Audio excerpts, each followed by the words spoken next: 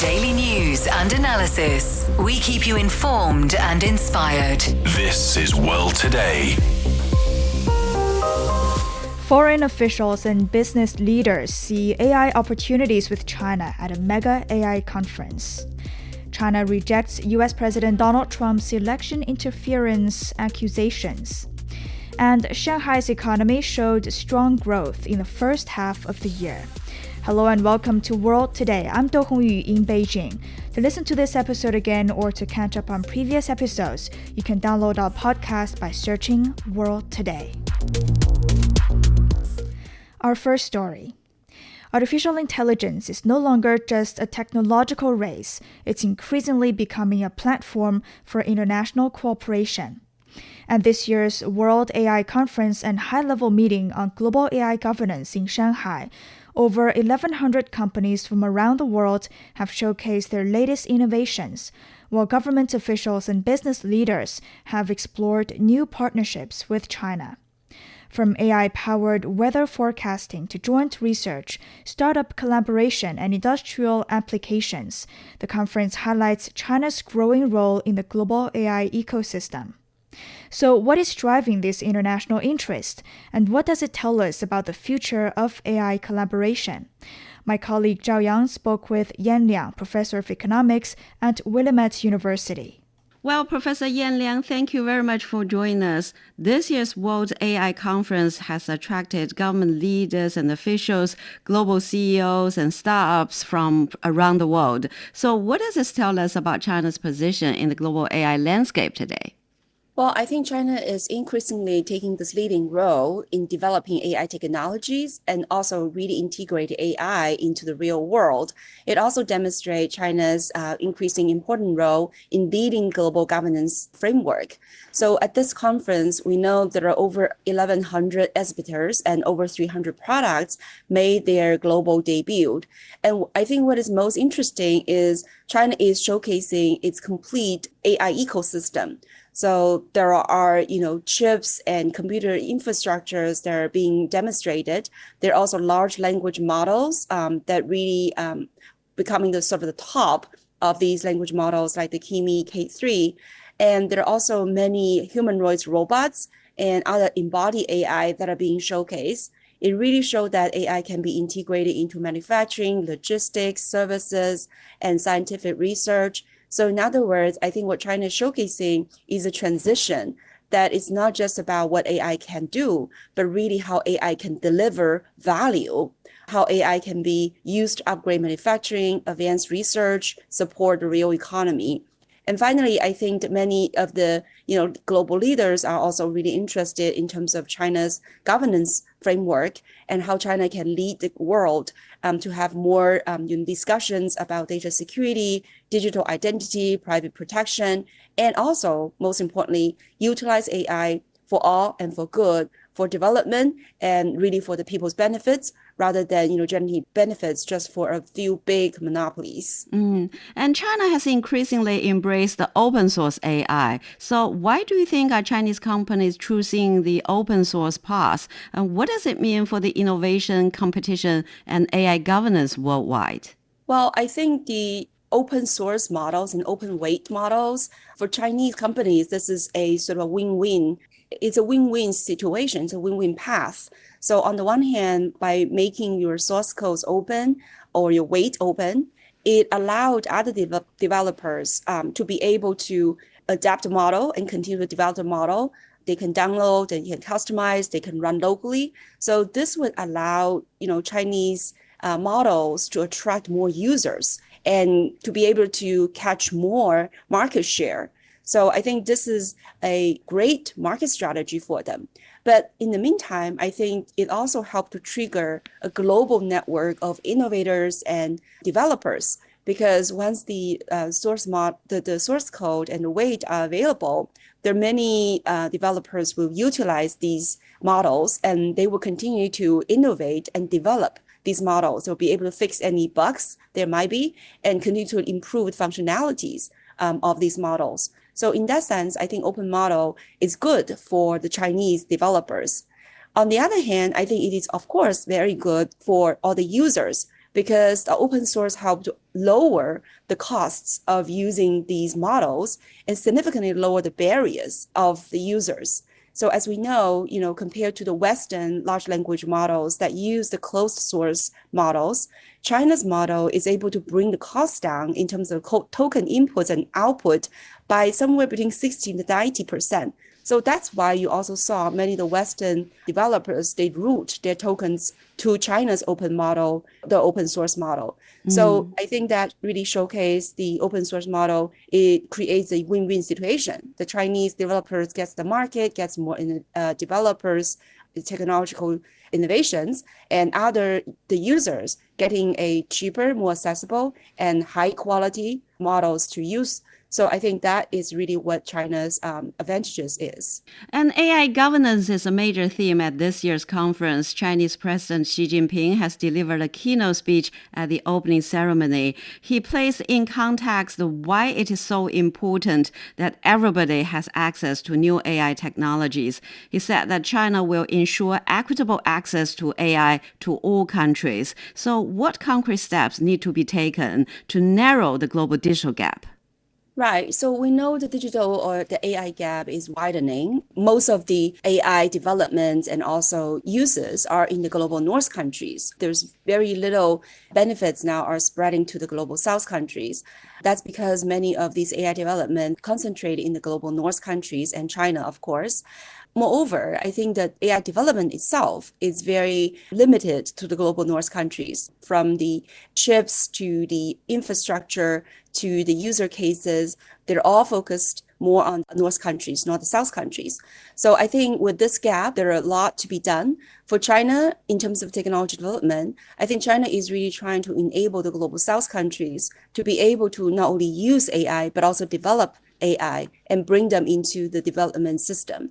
So for example, China's open source AI model, as we just mentioned, it allowed the global south countries to be priced in. So they're able to adapt the AI models to fit their local culture, their language, their needs. And I think that is a tremendous improvement for their access to AI. China also is building infrastructure when it comes to, for example, computing infrastructure. Chinese companies are building fiber optic cables overseas. China is also laying over 1.9 million 5G stations in the global south countries. China is training workers to be able to utilize AI.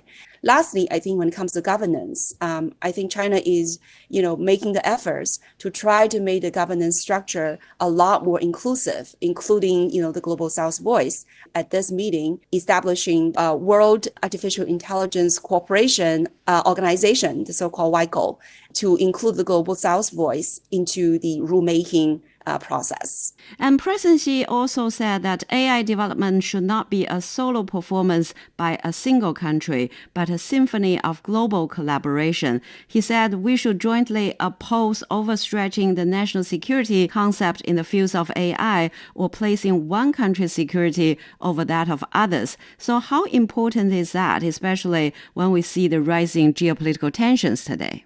Yeah, I think this is really critical because I think we know that AI is a general purpose technologies. And in fact, in the speech, President likened AI as the electricity or the steam engine.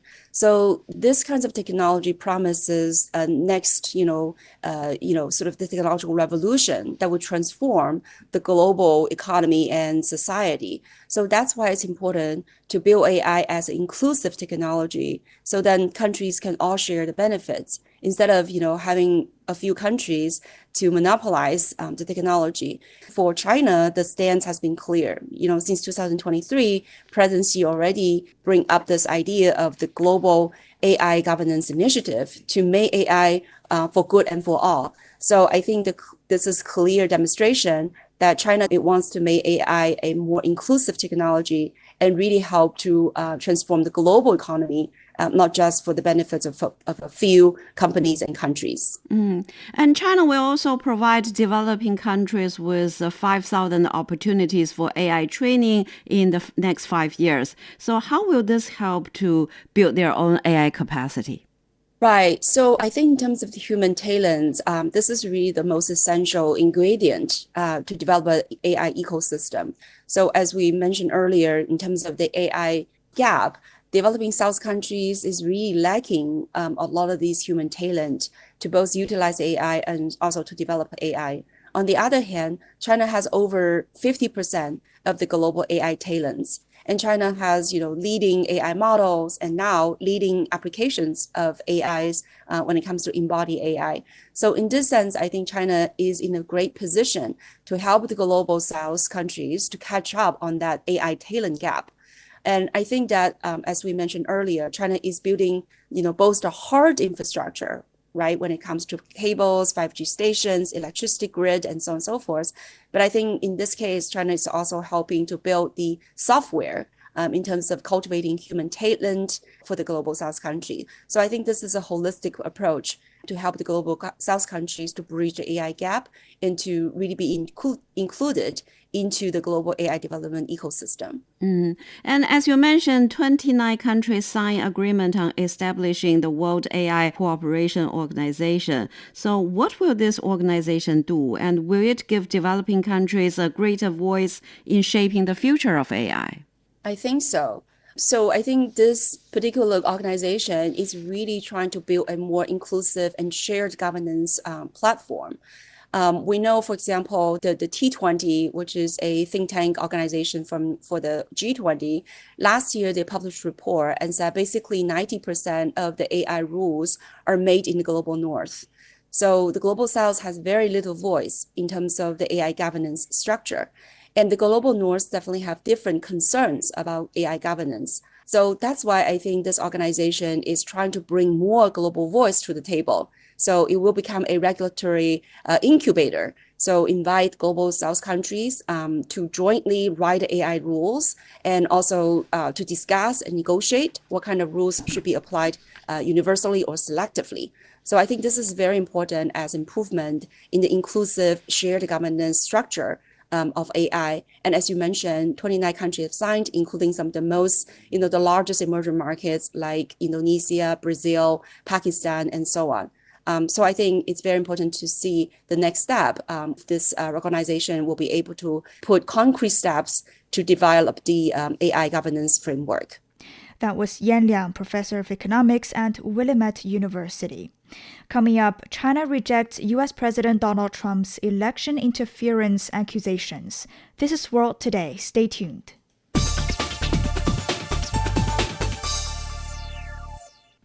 China has rejected U.S. President Donald Trump's claim that Beijing interfered in the 2020 presidential election, calling it baseless and a malicious smear. Foreign Ministry spokesperson Lin Jian said China has never interfered in American elections and has no interest in doing so. The relevant claims made by the U.S. side are pure fabrications and malicious smears, claims that have long been proven baseless. China consistently upholds the principle of non-interference in other countries' internal affairs. We have no interest in the U.S. election and have never interfered in it. Lin urged Washington to stop using China as a political issue and take steps to improve bilateral relations. Meanwhile, U.S. media outlet CBS News, quoting a U.S. intelligence community assessment, reported that there's no evidence that China or any other foreign country attempted to manipulate the outcome of the 2020 election. For more, we're joined by Wang Xingsong, Associate Professor at the School of Government with Beijing Normal University. So thank you very much for joining us, Professor. President Trump has claimed that China interfered in the 2020 U.S. presidential election, but Beijing has dismissed the allegation as baseless. So from your perspective, why has this issue resurfaced now?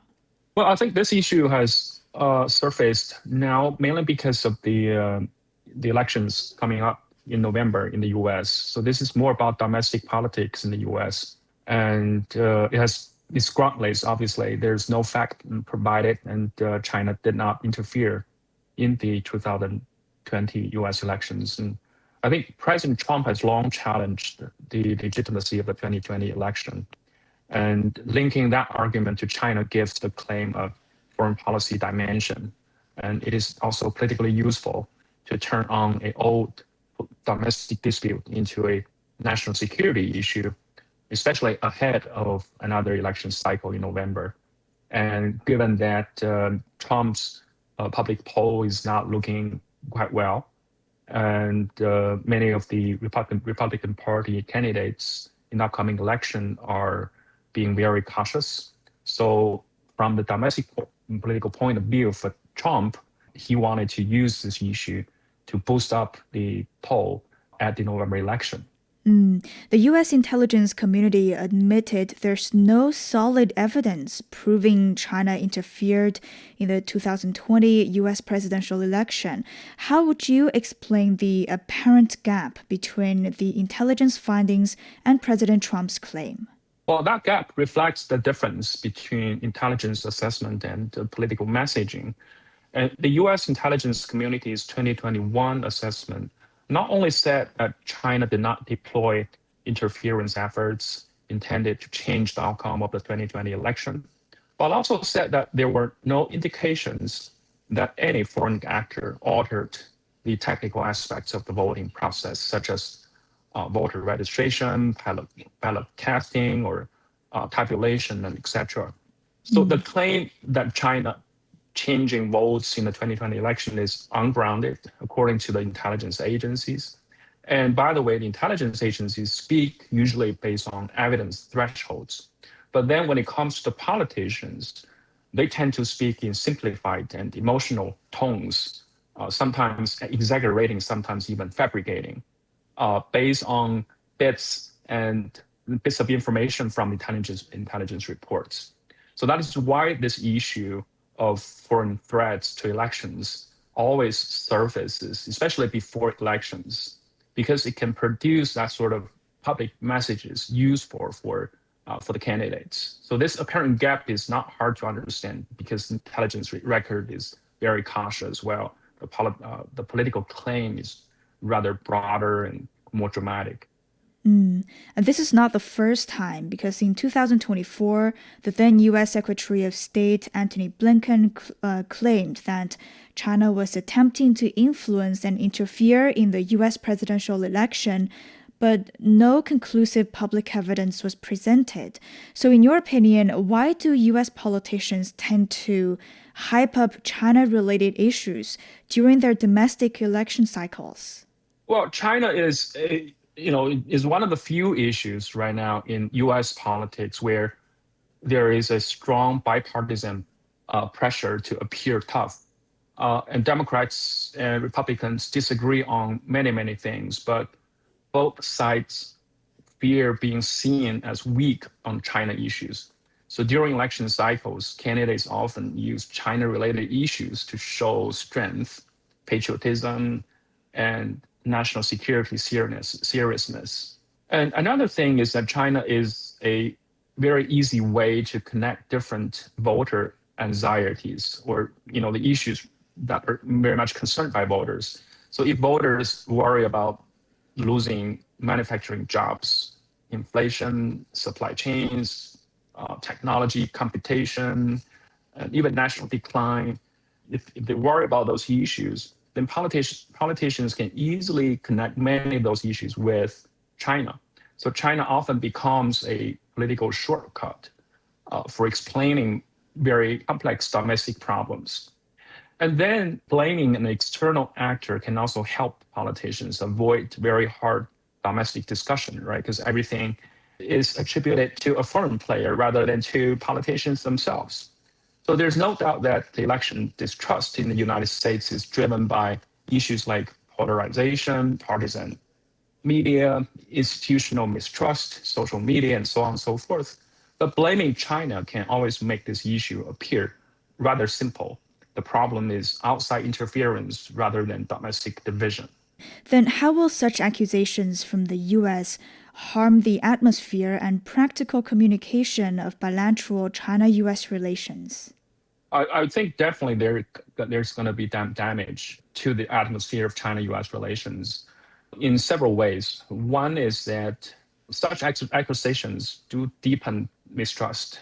This is based on the fact that China and US are already having distrust issues or trust issues, right? So China sees such claims as groundless accusations and as an attempt to vilify China or demonize China for domestic political purposes. And when one side believes the other is using it as a political scapegoat, then it becomes harder to maintain a constructive tone.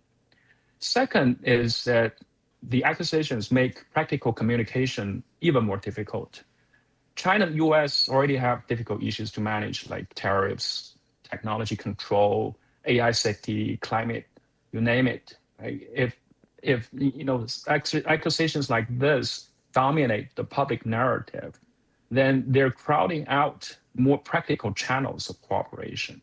And the third is that accusations also create domestic political constraints, because once China is accused of such interference, then American politicians may find it harder to support dialogue or compromise with China.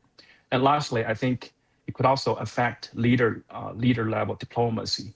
If the two sides are still preparing for a potential upcoming meeting in the fall of this year, then such accusation is certainly going to create political noise and increase the risk of misunderstanding.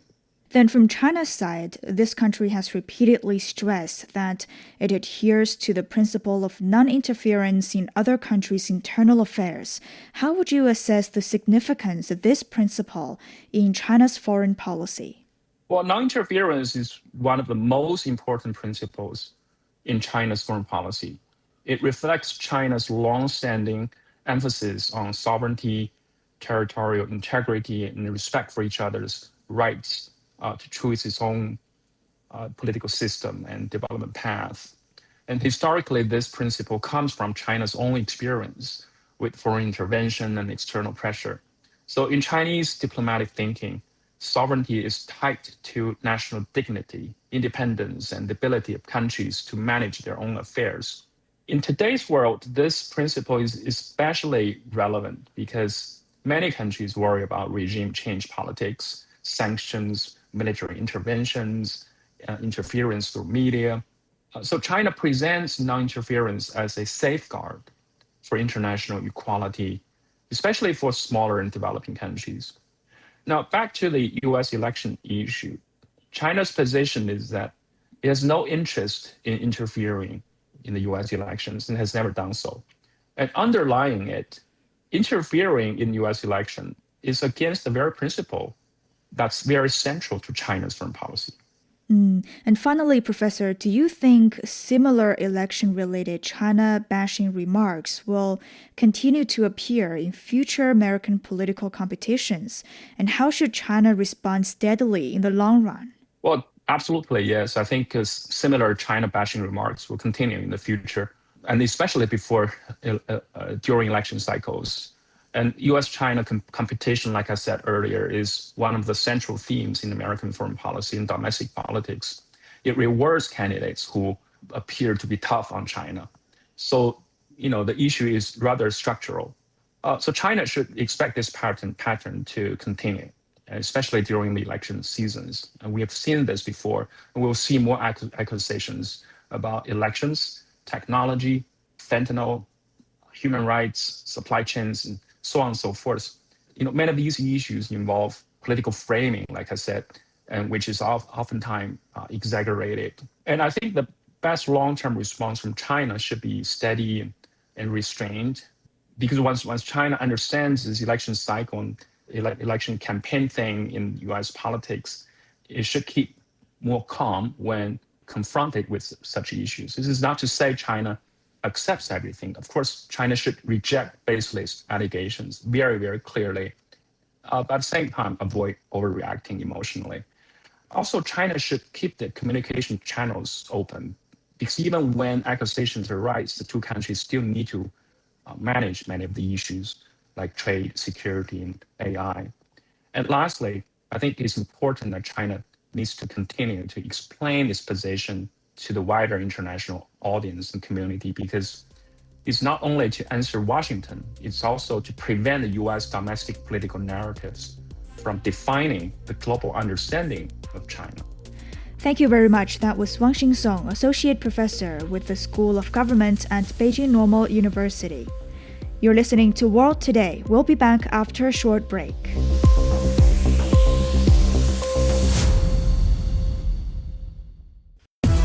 Hello, my name is Alessandro Golombiewski Teixeira. I'm a professor of public policy and management at Tsinghua University in Beijing. I am a great listener of The World Today. In my opinion, The World Today is one of the best China radio programs. In The World Today, we can get the best news and analysis in what is happening now in the world. So please come to join us.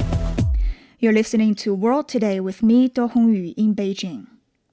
Shanghai's GDP grew 5.6% year-on-year in the first half of 2026, reaching about 2.8 trillion yuan or $412 billion. The growth rate is not only higher than the national average of 4.7%, but also exceeds Shanghai's annual GDP growth in 2024 and 25. The tertiary industry saw its half-year added value surge 5.9% on a yearly basis to over 2.2 trillion yuan, consolidating its role as a major economic driver for Shanghai. The information transmission, software, and information technology services sector has become a major highlight with a growth rate of 9.1%. The performance was supported by the strong growth in subsectors such as artificial intelligence, integrated circuit design, and platform enterprises. For more, we're joined by Dr. Zhou Mi, a senior research fellow with the Chinese Academy of International Trade and Economic Cooperation. Thank you very much for joining us. Shanghai's economic growth outperformed the national average and its own recent growth rates. What do you see as the key drivers behind this stronger than expected performance? Well, I think that Shanghai's economy's development is strengthened in this year, the first half of this year. So the drivers may lie in different dimensions. First of all, Shanghai is very open. So they are able to use its advantages as free trade zones and trying to have a better openness. So the openness has attracted so many different peoples from different countries. They could come to Shanghai and invest there. And to support this development, Shanghai has performed some kind of institutional openness, trying to have a better policies to give a better expectations and certainty of the policies.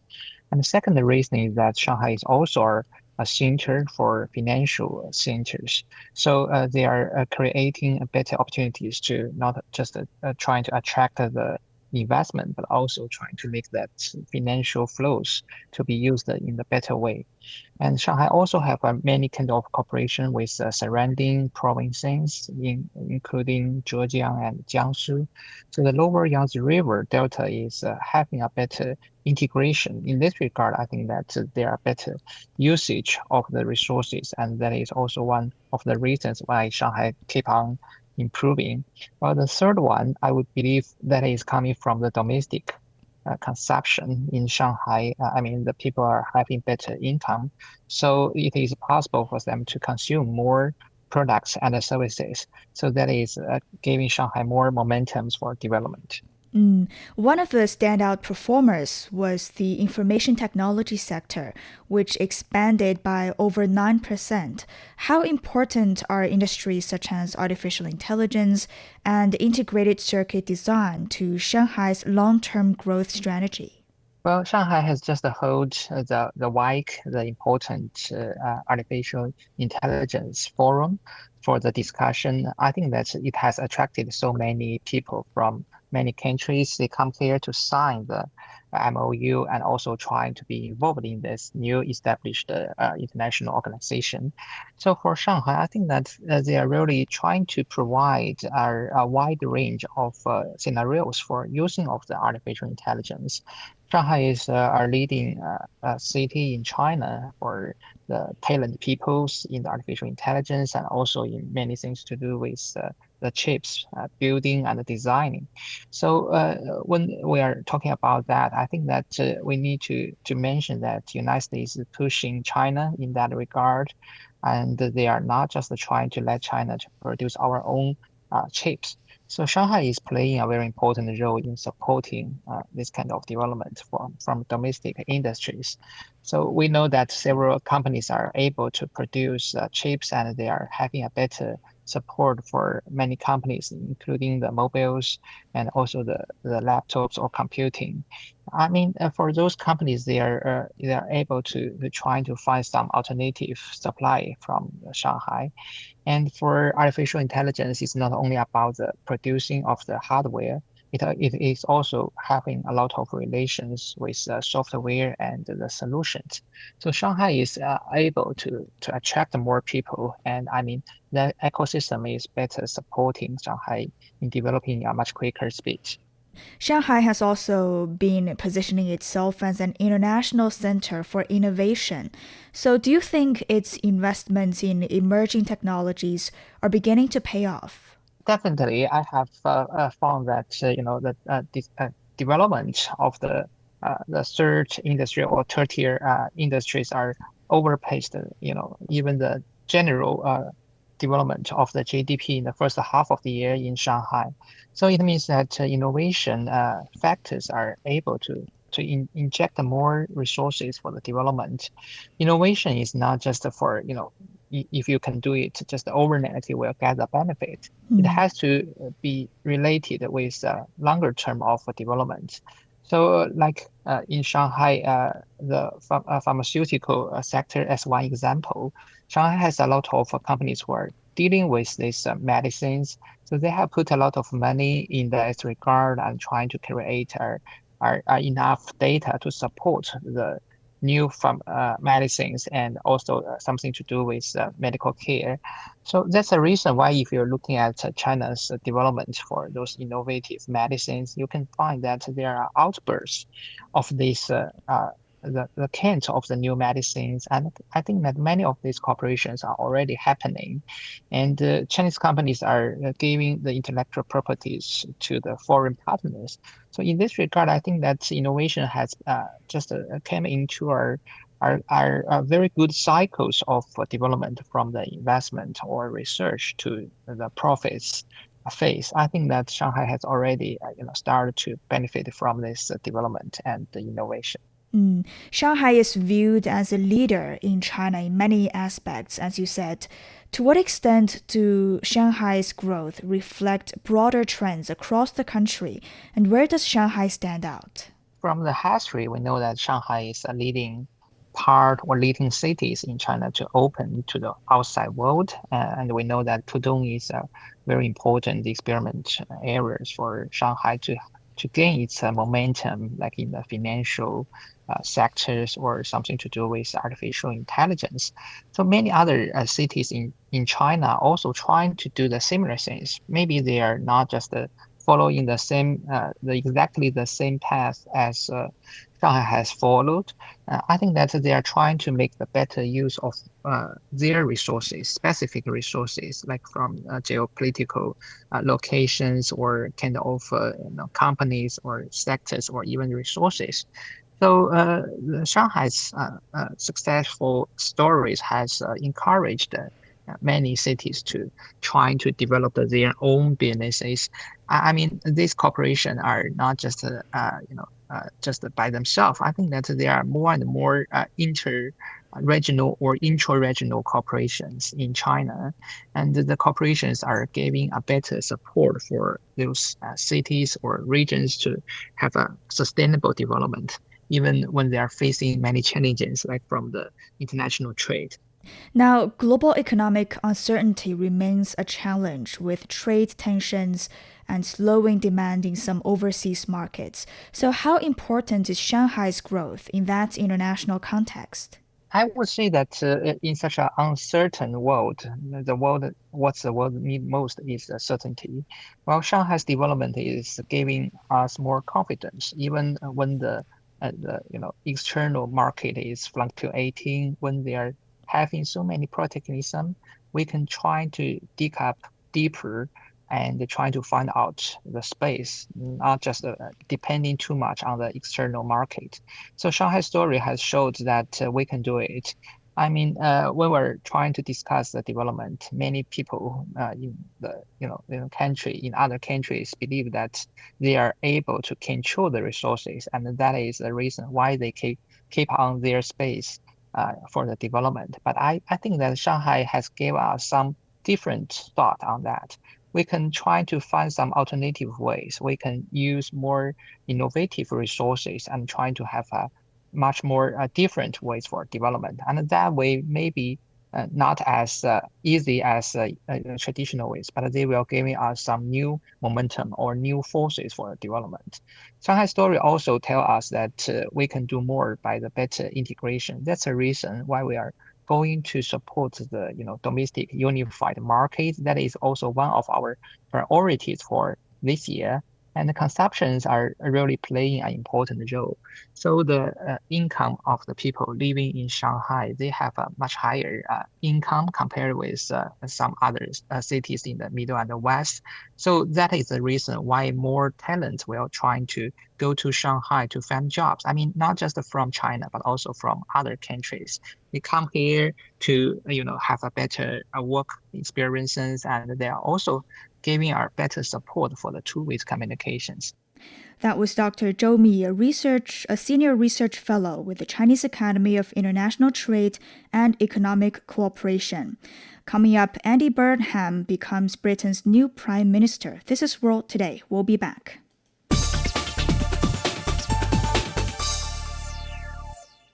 Britain's new Prime Minister Andy Burnham has pledged to boost economic growth, improve public services, and rebuild trust in politics. The new Labour leader takes offices as Britain grapples with weak economic growth, mounting pressure on public services, and declining public confidence in government. The former mayor of Greater Manchester secured the backing of over 85% of Labour lawmakers to become the party's new leader. He was the sole candidate to succeed outgoing Prime Minister Keir Starmer, who announced his resignation last month. For more, Lian Qingxuan spoke with Mike Baston, a senior lecturer at the University of Southampton. Burnham has outlined a broad domestic reform agenda. Compared with the Starmer government, how do you expect Burnham's governing philosophy and domestic priorities to differ? And which of his priorities do you think will be the most challenging to deliver? Well, certainly it remains to be seen. He's taken office today, and he has quite deliberately not provided too much detail, but broadly, it does appear that his philosophy will focus very much on regional devolution, particularly to the north, number 10 in Manchester, and empowering other regions around the country, national transformation. He appears to be open to working with other parties more than his predecessor. In terms of specific policies, he's made it very clear that control of public utilities, particularly water, is a priority, particularly Thames Water. He's scrapping ID cards that the previous Prime Minister had planned as expensive and unnecessary. He's sticking with Shabana Mahmood's immigration plans. So there's a combination, really, but he certainly sees himself as a champion of the people and national transformation and rejuvenating poorer parts of the country through devolution and regional empowerment. That's a big difference. One of Burnham's signature proposals is to devolve more powers away from London and establish a northern number 10 in Manchester. So why has decentralization become a central part of his agenda? Well, I think quite a few people see that it's almost an over-centralized state, and the central government are out of touch with problems which are different in different parts of the country. And obviously his experience as mayor of Manchester will serve him quite well here and the progress he made. So I think it's just seen as very necessary to empower local areas, particularly Manchester as perhaps a hub for northern reindustrialization. That's going to be more effective than perhaps an overarching, overbearing, centralized government that is out of touch with these local areas. So I think it makes sense on paper, but as yet we do need to see much more detail and how he's actually going to finance this. We're all waiting for much more detail, which hopefully will come this week. And Burnham has also pledged to work with other parties while maintaining Labour's own political identity. So how difficult will it be to strike that balance? again, that needs to be seen. What does he actually mean by that? You'd automatically assume that means working closer with the Liberal Democrats, their leader, and their focus, and they've welcomed a closer working relationship, particularly one that focuses on NHS funding and social care. And Burnham has made social care a key pillar of his administration, a real focus that we should see a lot more on. So perhaps working more closely with the Liberal Democrats. It's hard to see where working relationships can improve elsewhere, particularly with the Conservatives, possibly on immigration, possibly on trade. But certainly it's a very open gesture. And perhaps there is a need for such a working relationship across the centre and centre-left parties. Burnham has pledged to strengthen public services, including healthcare and social care. So what are the most urgent challenges facing Britain's public services, and where is reform needed most?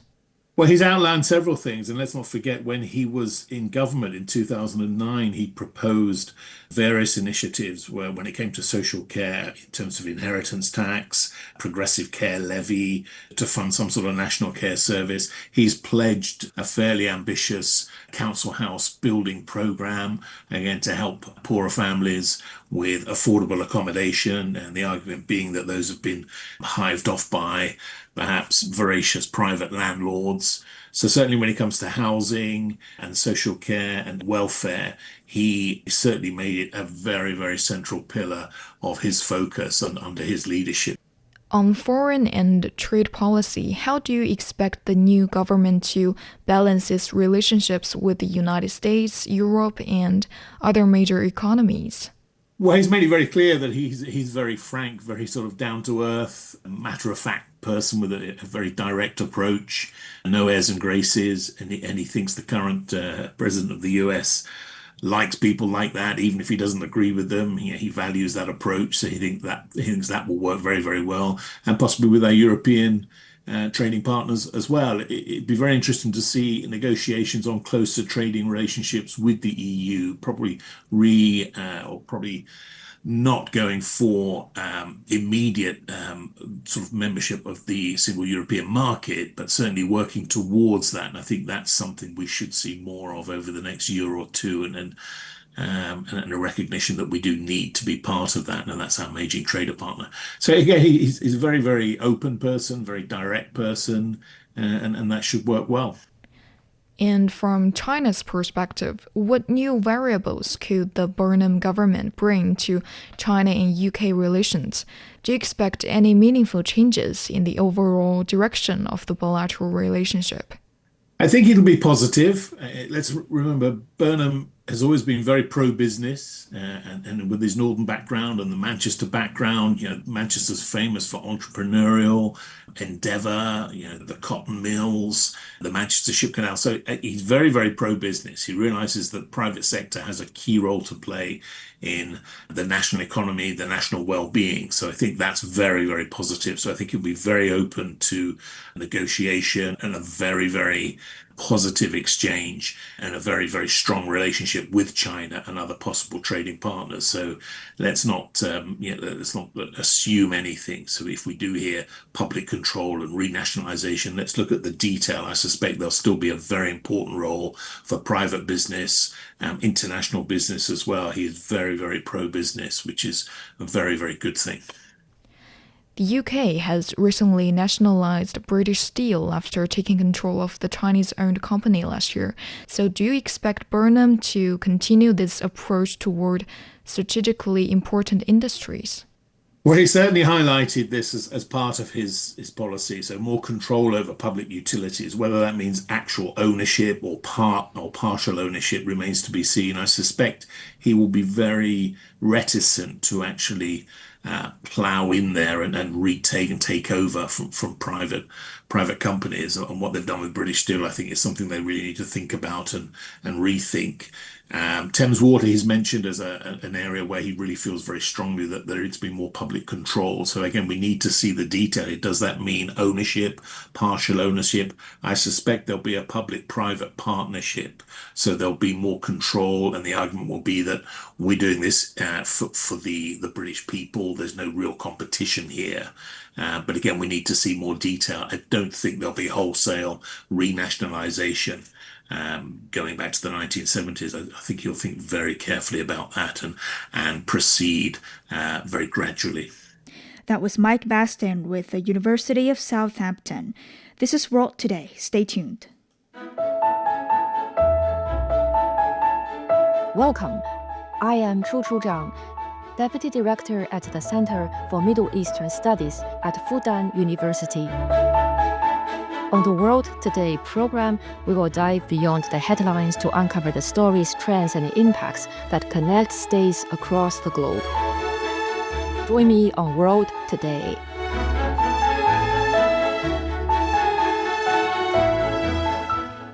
Welcome back.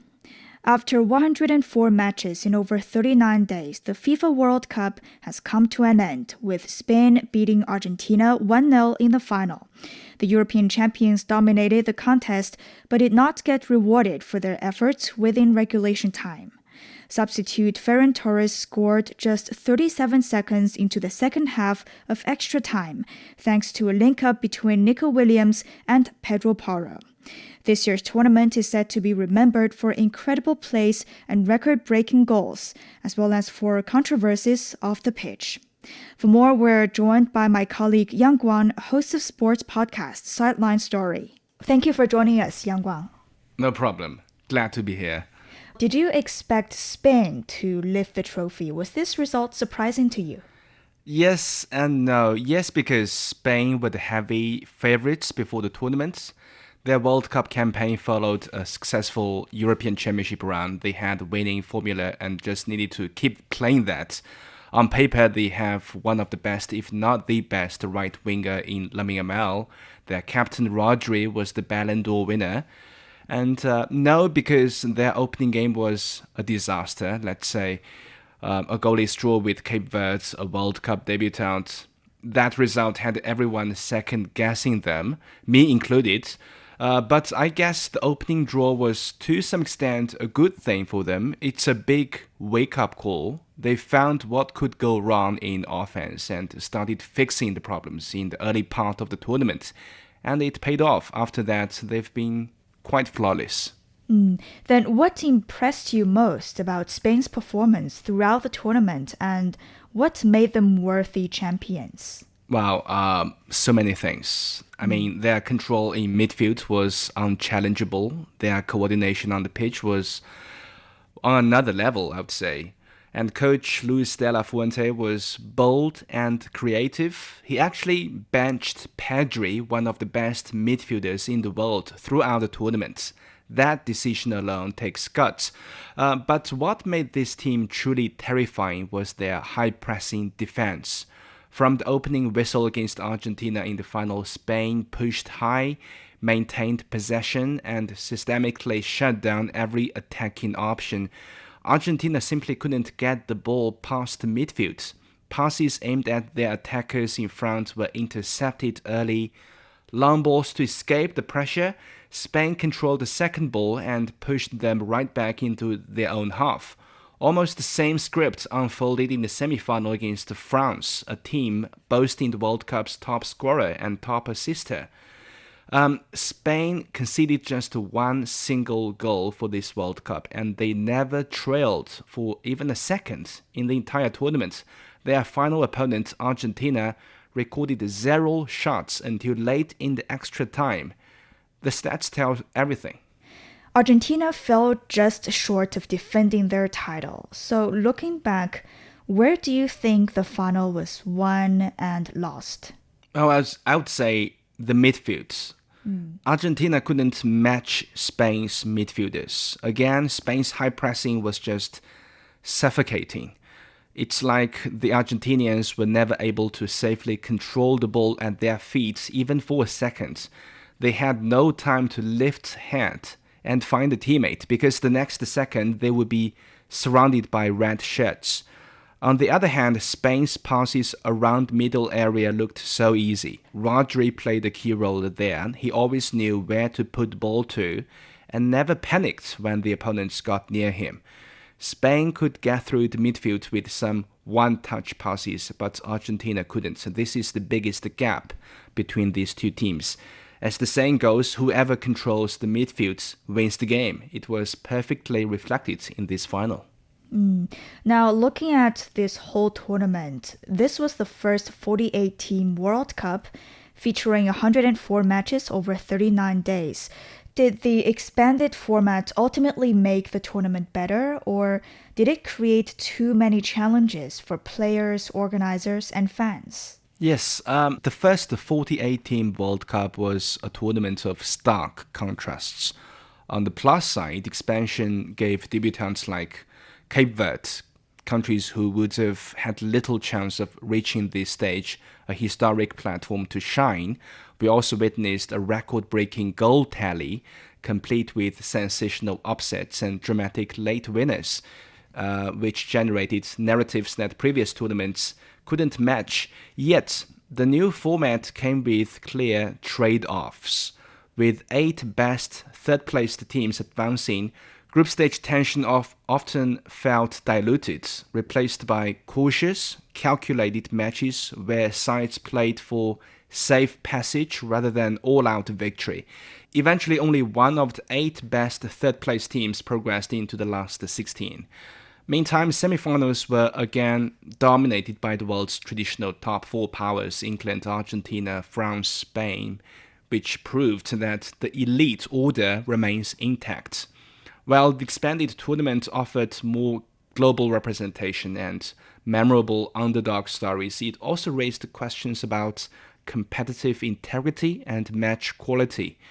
Nevertheless, on balance, this experiment lands as, I would say, a successful launch, and I believe 2026 will go down as the dawn of a new World Cup era.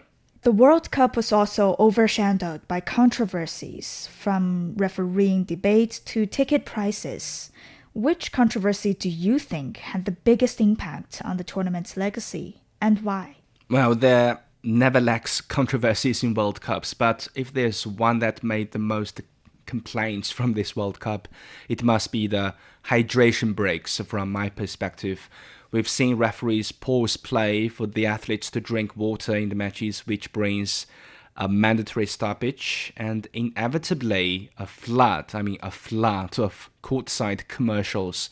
On one hand, protecting players, of course, from extreme heat and humidity is absolutely non-negotiable for player safety. But on the other hand, stopping the flow of live action for sponsored timeouts feels, I would say, unfootball-like. This has been complained about by players, coaches, and some pundits as well. The hydration breaks literally became tactical timeouts as well, which interrupted the game flow. The momentum of the game can't be kept. We've seen teams score goals immediately after these breaks. And for fans, the breaks would tend to drag their emotion and the game mood away from the pitch to the commercials. I'm not sure this arrangement would be kept in the future World Cups. Now that the final whistle has blown, what do you think will be the lasting legacy of the 2026 World Cup? Maybe for football, for FIFA, and for future tournaments? Quite obviously, the 48-team expansion, this is a great experiment, but it's more than that. Remember, it's also the first time that 3 countries have co-hosted a World Cup. Before the tournament, we might have had some questions if 3 co-hosts can manage a single event. Now, I guess it's safe to say in terms of logistics, transportation, like accommodation, the 3 nations set a good example how it could be done. The next World Cup will also have 3 host countries, Spain, Portugal, and Morocco. I think this edition has offered them a very good lesson. Thank you very much. That was my colleague Yang Guang. And that's all for this edition of World Today. I'm Do Hongyu in Beijing. Thank you so much for listening. Bye for now.